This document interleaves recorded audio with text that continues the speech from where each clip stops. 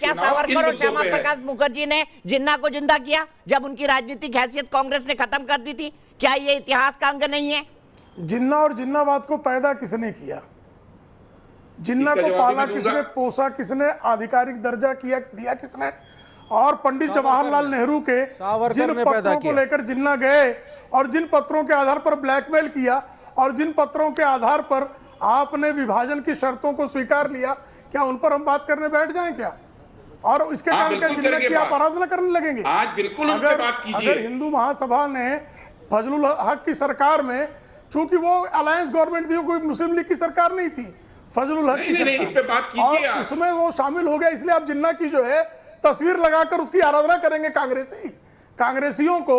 इसलिए जिन्ना की आराधना का दूसरा महत्वपूर्ण मुद्दा है कि आप कहते हो पाकिस्तानवाद, ये जिन्नावाद को पाकिस्तान के लोग, पाकिस्तान के पक्ष में पटाखे फोड़े जाने पर पंजाब में जहां कांग्रेस का शासन है, जहां बाजवा का दोस्त प्रदेश कांग्रेस का अध्यक्ष है, गले लगाने वाला इमरान खान का दोस्त जहां प्रदेश कांग्रेस का अध्यक्ष है, वहां पर जिन अलगाववादी शक्तियों ने जिन्नावाद के नशे में आकर भारत की पराजय पर पटाखे फोड़े, उनके खिलाफ कार्रवाई नहीं हुई।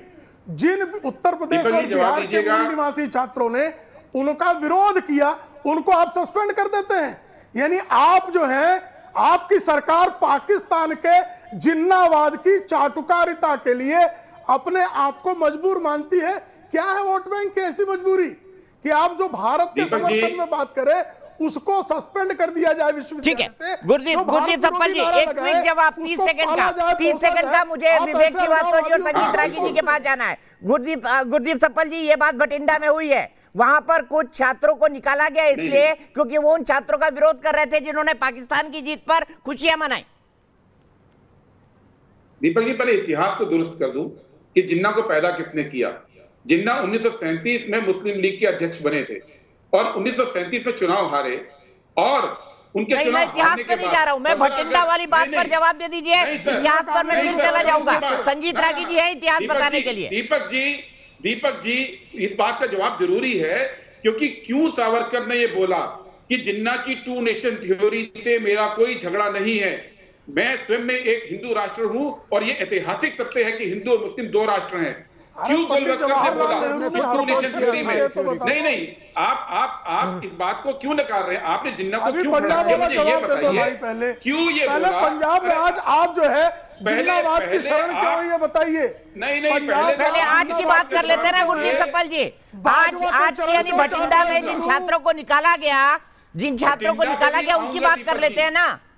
नहीं, पहले उसकी बात होगी कि जिन्ना को पैदा किसने किया।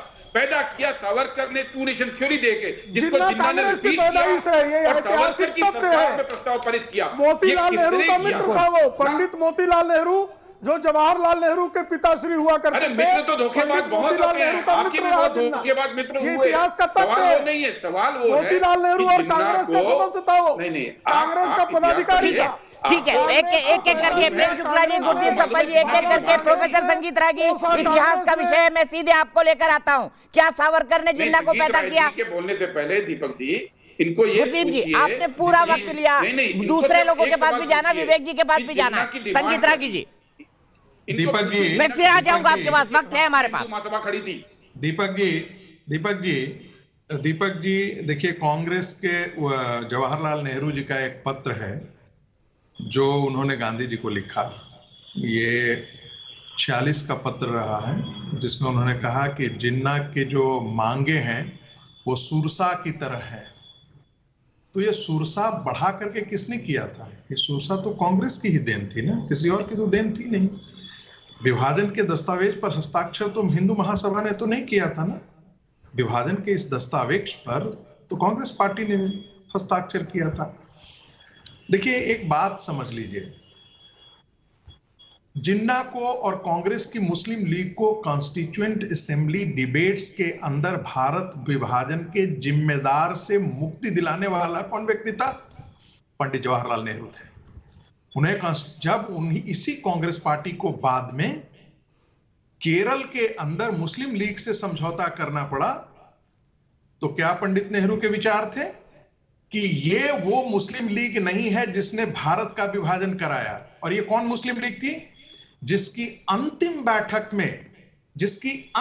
बैठक में जब भारत के अंदर जिन्ना ने ये किया था, तब कहा था कि आप इसको डिसॉल्व मत कीजिएगा। हमने पाकिस्तान जरूर बना लिया है, लेकिन यहां पर और कई संभावनाएं हैं, और आज वो संभावनाएं दिख रही हैं कि जब भारत हारता है तो पटाखे पूछते हैं। कोई ऐसी बात नई बात नहीं है। देखिए, जब पैन इस्लाम की पूरी इस्लामिक आइडियोलॉजी को आप पढ़ेंगे तो इस्लाम तभी तक सेकुलरिज्म में विश्वास करता है जब तक उसकी जनसंख्या कमजोर है। जिस दिन उसकी जनसंख्या ताकतवर होकर के आएगी, वो आपको इस्लामिक स्टेट निजाम मुस्तफा की कवायद आपसे शुरू करवा देगी।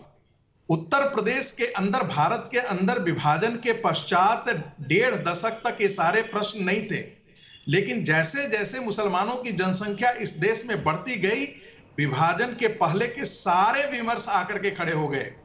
और आज के दिन में उत्तर प्रदेश के अंदर एक पीस पार्टी है, वो कहती है कि निजाम मुस्तफा हम यहां पर कायम करेंगे। निजाम मुस्तफा वो क्या नारा था जो कश्मीर के अंदर कहता था कि हिंदुओं अपनी बहन और बेटियों को छोड़ करके जाओ, यानी उनके साथ वो क्या करेंगे यह भी उसमें सन्निहित है।